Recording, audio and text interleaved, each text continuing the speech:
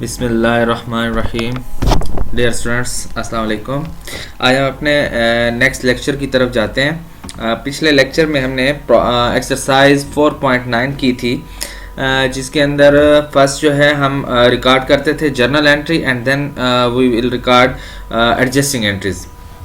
अब जो है ये ऊपर मैंने लिखा हुआ है, प्रॉब्लम जो है वो 4.1 है और पेज नंबर जो है 180।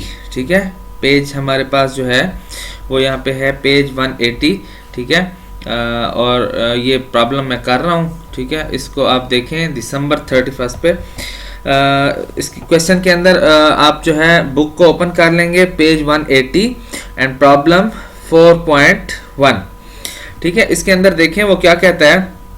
पहले क्वेश्चन को अच्छे तरीके से पढ़ लेना है कि वो मांगता क्या है आपसे। उसमें वो कहता है अल्टा सिक्विया रिजॉर्ट। ठीक है, एक रिजॉर्ट है जिसका नाम है अल्टा सिक्विया, एडजस्ट इट्स अकाउंट्स मंथली। वो अपने अकाउंट्स को जो है वो मंथली एडजस्ट करते हैं। ठीक है, सबसे जो काम की बात है वो यही है, आपने ये देखना है कि आपके अकाउंट्स जो है वो ईयरली जो है एडजस्ट हो रहे हैं, मंथली एडजस्ट हो रहे हैं या सेमी एनुअली जो है एडजस्ट हो रहे हैं। तो यहाँ पे वो कहता है कि अल्टो सिक्विया रिजॉर्ट जो है वो अपने अकाउंट्स को मंथली जो है एडजस्ट करता है and closes its accounts annually, और अकाउंट्स को क्लोज जो है वो एनुअली करते हैं।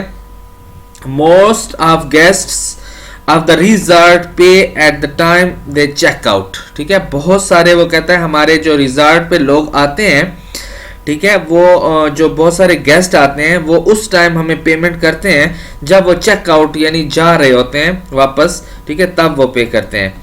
And amounts collected are credited to rental revenue. वो कहता है कि उनका जो है हम जो कमाई करते हैं उनसे, उसको हम जो है यहाँ पे नाम देते हैं रेंटल रेवेन्यू का। और वो कहता है अ फ्यू गेस्ट, कुछ गेस्ट ऐसे भी होते हैं हमारे पास जो आते हैं पे इन एडवांस फॉर रूम्स। जो हमारे रिजॉर्ट पे आते हैं और वो रूम की बुकिंग करते हैं तो वो एडवांस में जो है वो पेमेंट कर देते हैं। And these amounts are credited to unearned rental revenue. उनको हम रिकॉर्ड करते हैं अनअर्न्ड रेंटल रेवेन्यू के नाम से eight the time of receipt. जब हम उससे वसूल कर रहे होते हैं ना, तो उसको रिकॉर्ड करते हैं अनअर्न्ड रेंटल रेवेन्यू के नाम से। ठीक है, the following information is available as a source for preparing adjusting entries at December 31।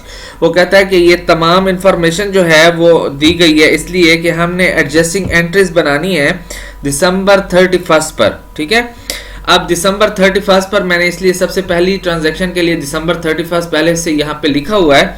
अब आप फर्स्ट एंट्री जो है वो देखें वो क्या कहना चाह रहा है। उसमें वो कहता है कि पहली ट्रांजैक्शन जो है उसमें वो कहता है salaries earned by employees. Question के अंदर देखें ए एंट्री जो है पहली, उसमें कहता है सैलरीज अर्न्ड बाय एम्प्लॉइज के सैलरीज जो है वो हमारे एम्प्लॉइज ने कमा ली है, यानी हमारे बिजनेस के अंदर उन्होंने काम किया है तो उन्होंने पैसे कमा लिए, but not yet recorded or paid amount 7,900। लेकिन अभी तक हमने अपने जो है एम्प्लॉइज को सैलरी अदा नहीं की है। ठीक है, यानी दिसंबर 31 तक उन्होंने 7,900 की यानी सर्विसेज दे दी हैं, यानी उन्होंने काम कर लिया है और अभी तक हमने उनको पे नहीं किया। तो सैलरीज जब भी आप देते हैं तो सबसे पहले इस एंट्री में आपने ये देखना है कि ये सैलरीज जब आप पे करते हो या आपने पे करनी होती है तो वो हमारे पास एक्सपेंस की एंट्री है। किस चीज़ की एंट्री है, यानी आपने दो चीज़ें देखनी है एंट्री बनाते वक्त कि हमारे पास रेवेन्यू की एंट्री है या एक्सपेंस की एंट्री है। तो जब सैलरीज यानी हमने देनी है अपने एम्प्लॉयज को तो ये है हमारे पास एक्सपेंस की एंट्री। किस चीज की एंट्री है, एक्सपेंस। अब एक्सपेंस के अंदर हमने ये देखना है कि एक्रूअल एक्सपेंस है या डेफरल एक्सपेंस है। तो हमने यानी खर्चा कर लिया है, यानी अपने एम्प्लॉय से काम ले लिया है, खर्चा कर लिया है, लेकिन उनको अभी तक पैसे हमने अदा नहीं किए, तो ये एक्रूअल एक्सपेंस है। कौन सा एक्सपेंस है, एक्रूअल एक्सपेंस है। तो एक्रूअल एक्सपेंस की एंट्री मैंने आपको क्या कहा था, आपने करनी होती है रेंट एक्सपेंस एक्सपेंस के साथ एडजस्टिंग एंट्री में।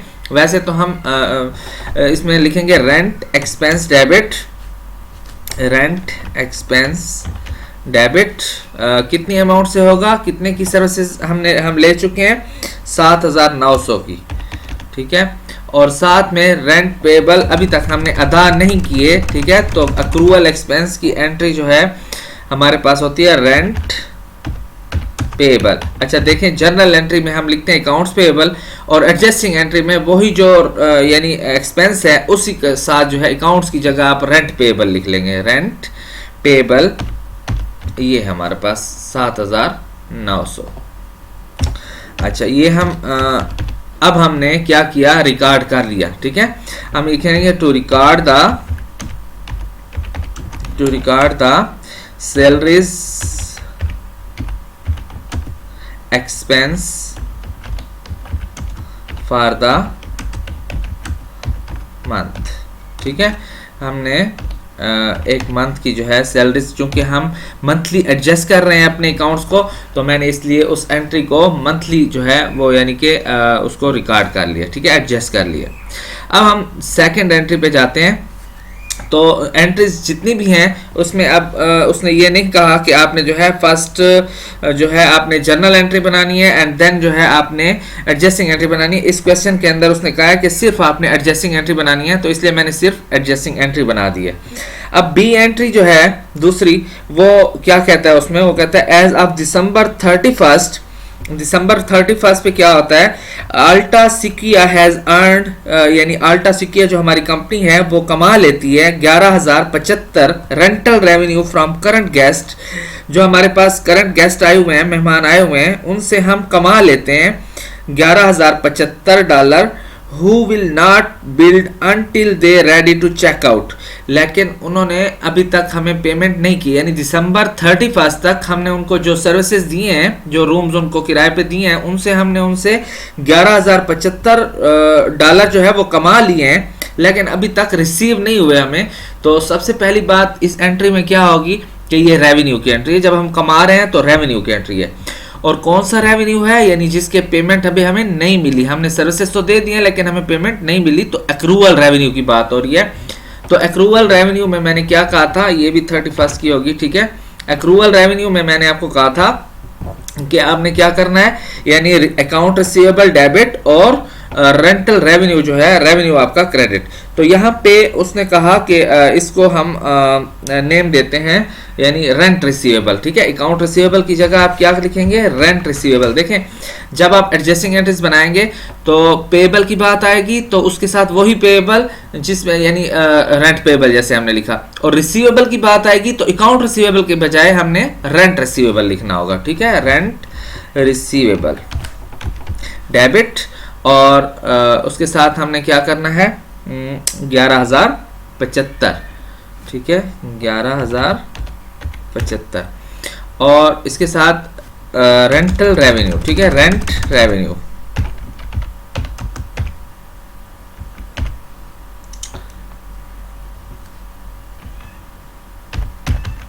ठीक है, रेंट रेवेन्यू आपका क्रेडिट हो जाएगा क्योंकि अक्रूवल की एंट्री है, अक्रूवल रेवेन्यू की, तो ये भी 11,075 से।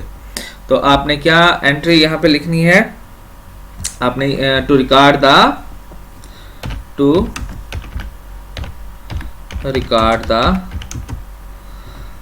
Revenue, to record the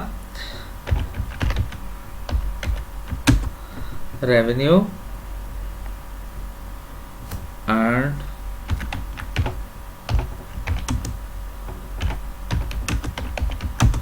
for the month, ठीक है। हर किसी एंट्री के साथ आपने फॉर द मंथ लिखना है क्योंकि हर महीने की हम एडजस्टिंग एंट्री कर रहे हैं, ठीक है।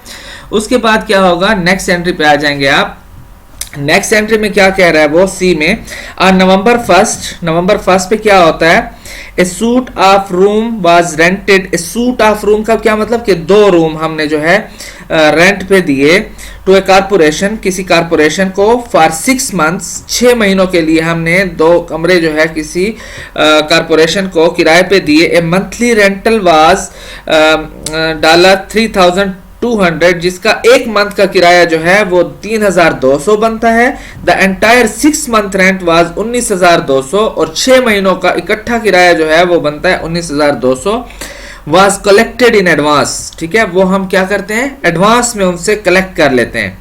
And credited to unearned rental revenue ठीक है, यानी हम अब क्या कर रहे हैं कि किसी को किराए पे कमरे दे रहे हैं अपने रिजॉर्ट के, ठीक है, और उनसे जो है एडवांस ले रहे हैं 6 महीनों का किराया, और 1 महीने का किराया कितना है यहाँ पे वो खुद बता रहा है 3200।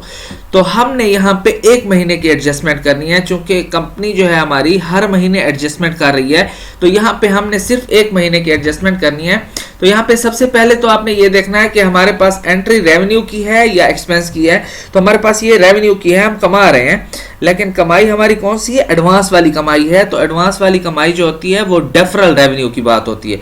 तो डेफरल रेवेन्यू में मैंने आपको क्या कहा था, आपकी बात होती है एंट्री कैसे बनती है, अनअर्न्ड रेंट रेवेन्यू आपका क्या हो जाएगा, रेवेन्यू आपका डेबिट हो जाएगा, और साथ में आपका क्रेडिट क्या होगा, रेंटल रेवेन्यू आपका जो है रेंट रेवेन्यू, ये आपका क्रेडिट हो जाए। अमाउंट कितनी आएगी, 1 महीने का यहाँ पे हम यहाँ पे रिकॉर्ड करेंगे। तो 1 महीने का उसने खुद ही बता दिया, 1 महीने का किराया जो है वो 3200 है। तो 3200 को हमने एडजस्ट कर लिया इसी मंथ के एंड पे, ठीक है। तो हम क्या लिखेंगे, to record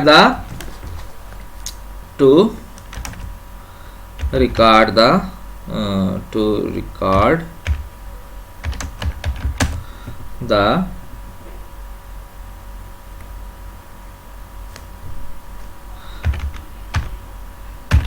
rental revenue which is received in advance।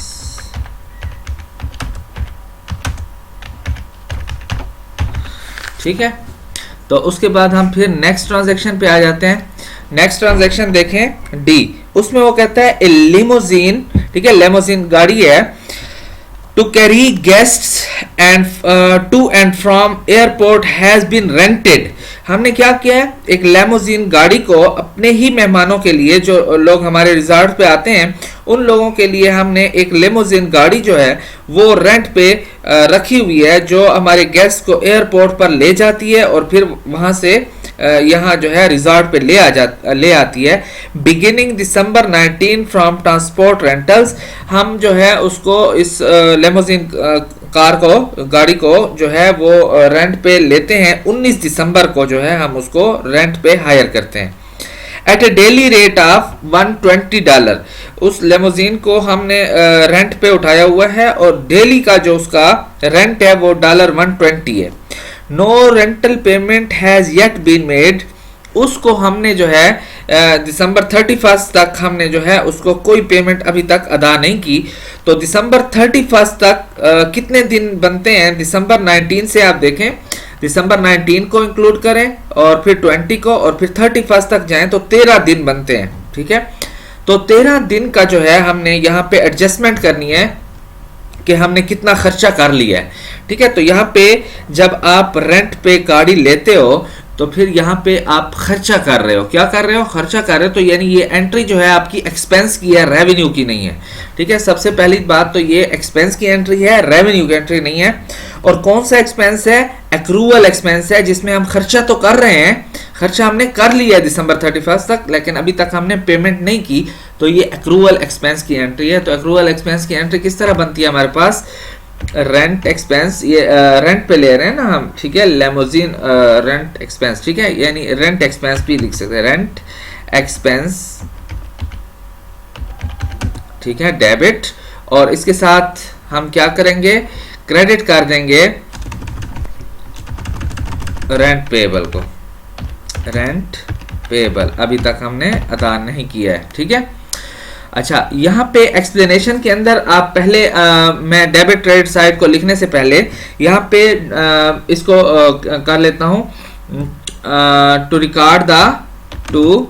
Record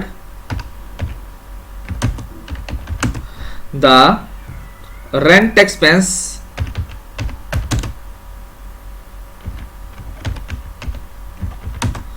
for किस चीज का, लेमोजीन, लेमोजीन कार जो हमने जो है रेंट पे अदा की है, फॉर कितने दिनों के लिए, 13 डेज, इसकी एक्सप्लेनेशन में ये आ जाएगा। ठीक है, अब आप जो है 13 को जो है मल्टीप्लाई करें, 13 मल्टीप्लाइड बाय एक दिन का किराया कितना था 120। ठीक है, तो वो आपके पास जो अमाउंट बनती है उससे आपने डेबिट कर देना है। ठीक है, तो वो हमारे पास जब हम इसको मल्टीप्लाई करते हैं तो वो बनता है 1560। ठीक है, 13 मल्टीप्लाइड बाय 120 जब करते हैं तो वो अमाउंट कितनी आती है, हमारे पास अमाउंट आती है 1560। तो आपने एक्सप्लेनेशन के अंदर इसको शो कर देना है। ठीक है, नेक्स्ट एंट्री फिर हमारे पास है, नेक्स्ट एंट्री हमारी क्या है, इसको देखें। अच्छा, इस ट्रांजैक्शन में नेक्स्ट ट्रांजैक्शन जो है हमारे पास वो है ई। इसमें देखें ई ट्रांजैक्शन में क्या कहता है, 6 month loan in the amount of $30,000 had been obtained on December 1st। हम दिसंबर 1st को जो है 6 महीनों के लिए एक लोन लेते हैं जिसकी अमाउंट है $30,000। Interest is to be computed at a rate of 10%, जिस पर हम इंटरेस्ट जो है वो कितना देते हैं 10% पर ईयर, यानी सालाना इंटरेस्ट जो है हमारा 10% है। And is payable when the loan is due, और हमने अदा कब करना है, जब यानी लोन का टाइम पीरियड जो है खत्म होता है। No interest has been paid and no interest expense has been recorded. वो कहते हैं अभी तक यानी दिसंबर 1st से लेकर दिसंबर 31st तक एक महीने का लोन तो हमने इस्तेमाल तो कर लिया ना, खर्चा कर लिया, लेकिन अभी तक हमने अदायगी नहीं की है। ठीक है, तो इसको हम क्या करेंगे, यानी इसमें हमने जब लोन लेते हैं और उस पर इंटरेस्ट आता है तो ये हमारा क्या है, खर्चा है। ठीक है, खर्चा तो हो गया हमारा, लेकिन हमने अभी तक अदायगी नहीं की। तो एंट्री कौन सी हो गई, एक्सपेंस वाली। और कौन से एक्सपेंस वाली, एक्रूवल एक्सपेंस वाली। ठीक है, तो इसकी एंट्री कैसे बनेगी, इंटरेस्ट एक्सपेंस। ठीक है, कौन सा है, इंटरेस्ट एक्सपेंस डेबिट, और आपके पास क्रेडिट क्या होगा, इंटरेस्ट पेएबल। ठीक है, अकाउंट्स पेएबल की जगह यहां पे इंटरेस्ट पेएबल, ये मेरे पास क्रेडिट आ जाएगा। अब यहां पे देखें, just wait,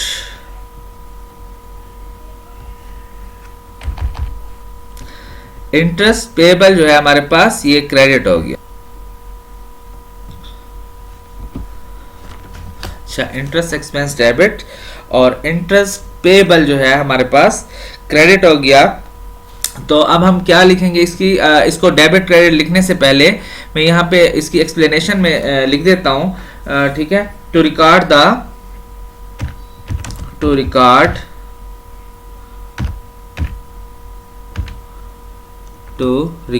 the interest expense for the month. ठीक है, अब यहाँ पे ये लिख के उसके बाद मैंने यहाँ पे कैलकुलेशन भी करनी है कि टोटल लोन हमने लिया, देखें 30,000 का, कितने का लिया हमने, 30,000 का लोन लिया, और उस पे वो कहता है 10% का जो है इंटरेस्ट है, यानी मल्टीप्लाइड बाय 10%। 10% का क्या मतलब होता है, 10/100। ठीक है, 10/100 और मल्टीप्लाइड बाय, देखें हमने ये 10% जो है ये एक साल का है, और हमने यहाँ पे कैलकुलेशन कितने, एक महीने की करनी है। तो एक महीने का निकालने के लिए हम क्या करेंगे, 1/12। ठीक है, तो ये जो है कैलकुलेशन इसकी कर लेंगे तो ये हमारे पास जो इसकी अमाउंट आएगी वो 250 आएगी। ठीक है, कितनी आएगी, 250। तो 250 से हमारे पास इंटरेस्ट एक्सपेंस डेबिट आ जाएगा और 250 से हमारे पास ये क्रेडिट आ जाएगा। ठीक है, उसके बाद फिर हम नेक्स्ट ट्रांजैक्शन पे आते हैं। नेक्स्ट ट्रांजैक्शन है हमारे पास एफ। वो कहता है depreciation on the resort building is based on an estimated useful life of 30 year. अब बात आ गई डेप्रिसिएशन की, तो इट मींस कि डेप्रिसिएशन की एंट्री है यहाँ पे। ठीक है, तो डेप्रिसिएशन की सिंपल एंट्री होती है, मैंने आपको कहा था डेप्रिसिएशन की जब भी बात आएगी तो वो होगा डेप्रिसिएशन एक्सपेंस आपके पास डेबिट। और देखें फिर इसको जो है 31 पे डेप्रिसिएशन एक्सपेंस, सबसे पहले तो एंट्री आप जो है जब भी डेप्रिसिएशन की एंट्री आए तो आपने लिख लेना है डेप्रिसिएशन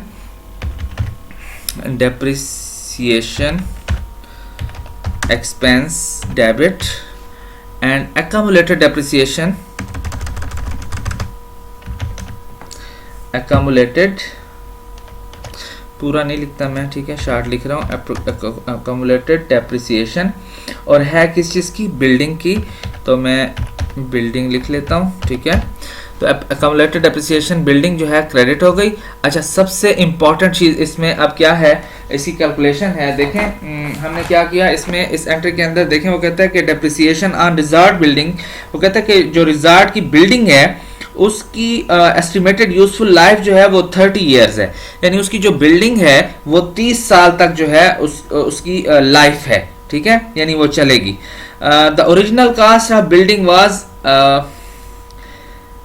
17,55,000, कितनी है उसकी टोटल कीमत जो है वो है 17,55,000।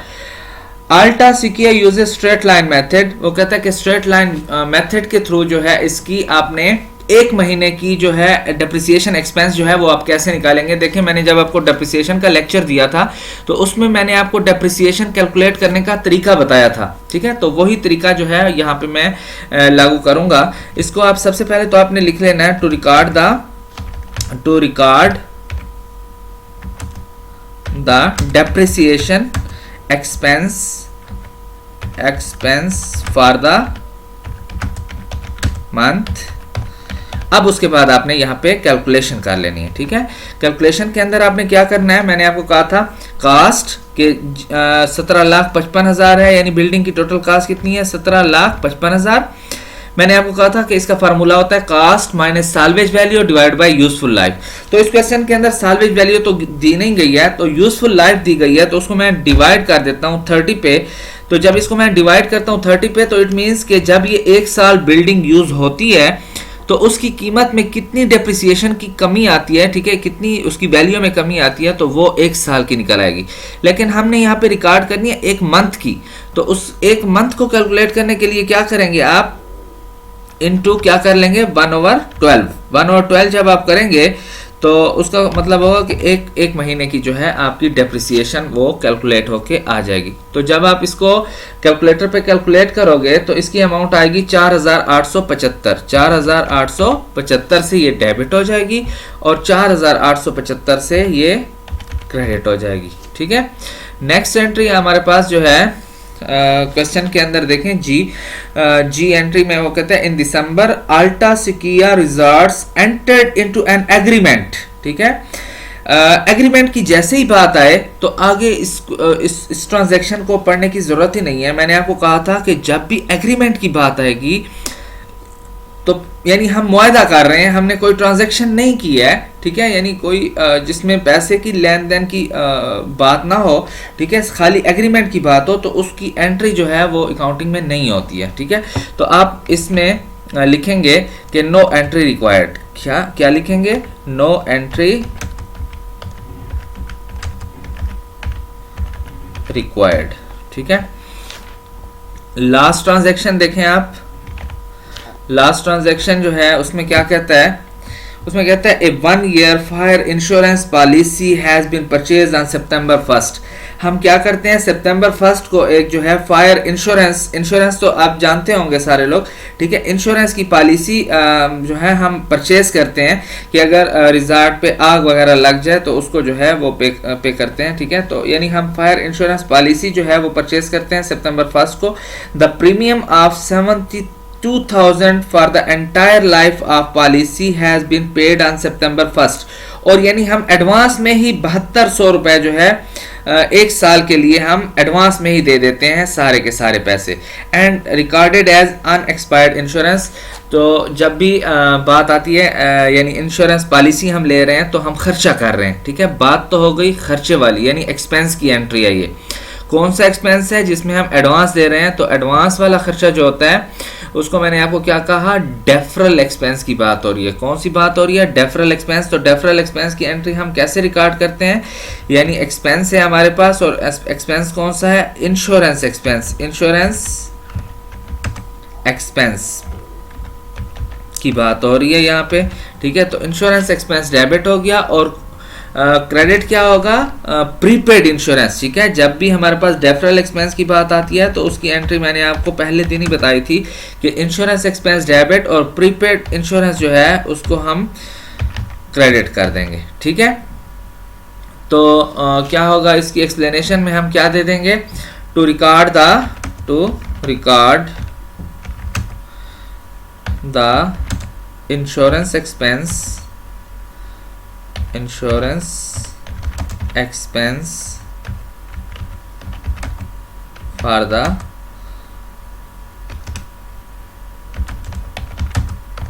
month, ठीक है। लेकिन इसकी कैलकुलेशन भी आप साथ में कर लेंगे, ठीक है। कैलकुलेशन के अंदर क्या करना है, 7200 रुपए आपने दिए थे एक साल के लिए, और हमने यहाँ पे रिकॉर्ड कितना करना है, एक महीने का। तो 7200 को जब डिवाइड करोगे आप 12 पे, तो वो आपकी अमाउंट आ जाएगी एक मंथ की, ठीक है। तो वो आती है हमारे पास 600, यानी 7200 डिवाइड बाय 12, तो वो हमारे पास आती है 600। तो ये 600 से हमारे पास डेबिट हो जाएगी और यहाँ पे 600 से हमारे पास क्रेडिट हो जाएगी। तो बच्चे ये हमारा क्वेश्चन था जो हमने किया, ठीक है। तो इसी की बेस पे अब आपने एक दो क्वेश्चन करने होंगे जो मैं आपके जिम्मे लगाता हूँ, फिर आपने करके मुझे जो है वो सेंड करने हैं। इन क्वेश्चन के अंदर सबसे इम्पॉर्टेंट चीज़ जो है वो आपने ये नोट करनी है कि जो आप ट्रांजैक्शन कर रहे होंगे उसमें आपने ये देखना होगा कि आपने 1 मंथ की एडजस्टमेंट करनी है, 2 मंथ की एडजस्टमेंट करनी है, 3 मंथ की करनी है, कितने मंथ्स की एडजस्टमेंट करनी है, ठीक है। दूसरा, इसमें 5 किस्म की ट्रांजैक्शन होती हैं जो मैंने आपको फर्स्ट लेक्चर में ही बता दिए थे कि इन 5 के अलावा छठी ट्रांजैक्शन नहीं होगी। तो आपने जहन में रखना है कि हमारे पास एक्सपेंस की एंट्री हो रही है तो वो हमारे पास डेफरल है या एक्रूवल है, रेवेन्यू की एंट्री हो रही है, रेवेन्यू हमारे पास डेफरल है या एक्रूवल है, और 5वीं एंट्री होती है हमारे पास डेप्रिसिएशन की। वो तो बहुत ही सिंपल है। तो सबसे इंपॉर्टेंट चीज इसमें कैलकुलेशन आ जाती है कि आपने कैलकुलेशन किस तरह करनी है, on the basis of 1 month करनी है, 2 मंथ, 3 मंथ, तो वो आपने कैलकुलेशन साथ में करनी है, ठीक है। अब देखें इसमें पेज 180 पर ही आपके पेज 180 पर ही प्रॉब्लम पड़ा है 4.2, तो वो सेम इसी तरीके से क्वेश्चन है, ठीक है। उसमें आपके पास इस तरीके से 7-8 ट्रांजैक्शंस हैं और उसमें आपने सिर्फ जो है एडजस्टिंग एंट्रीज जो है वो रिकॉर्ड करके भेजनी है, सेम इसी तरीके से जैसे मैंने ये क्वेश्चन किया है, ठीक है। और इसके अलावा जो है इसके अलावा एक और क्वेश्चन मैं खुद आपको करा दूंगा इसमें, ठीक है, जिसके साथ जो है ट्रायल बैलेंस भी होगा और फिर अदर डेटा वाली बात होती है। तो वो जो है वो क्वेश्चन किस तरह किया जाता है, एक क्वेश्चन मैं वो आपको और कर दूंगा और फिर हमारे पास चैप्टर 4 जो है वो कंप्लीट हो जाएगा। फिर इंशाल्लाह हम चैप्टर 5 पे जाएंगे जो हमारा मर्चेंडाइजिंग बिजनेस का चैप्टर है, और सर्विसेज बिजनेस हमारा इसमें इसके साथ ही कंप्लीट हो जाएगा, ठीक है। बाकी आपने खुद ट्राई करते रहना है इस किस्म का जो क्वेश्चन आपको नजर आए। अच्छा, एक्सरसाइजेस के अंदर देख लें, 1 मिनट में आपको बताता हूँ कि एक्सरसाइज के अंदर आपने कौन सी एक्सरसाइज को ट्राई करना है। हाँ, ये जो है पेज आपका 177 पेज ओपन कर लें और उसके अंदर जो है एक्सरसाइज 4.7 पड़ी है आपके पास। ये भी सेम इसी तरह क्वेश्चन है, एक्सरसाइज 4.7 पेज 177। इस पे क्वेश्चन पड़ा है, Hill company adjust its accounts at the end of each month. के हिल कंपनी है वो अपने अकाउंट्स को at the end of each month जो है वो क्लोज करती है। ये क्वेश्चन भी जो है इसमें 1 2 3 4 5 ट्रांजैक्शन है, वो भी सेम इस तरीके से हैं। तो ये क्वेश्चन भी आपने जो है करके मुझे सेंड करना है, ठीक है। फिर उसमें कोई गलती होगी या कुछ बताना होगा तो फिर मैं आपको साथ में बता दूंगा, ठीक है। अल्लाह आपका हामी और नासिर हो। अल्लाह हाफिज़।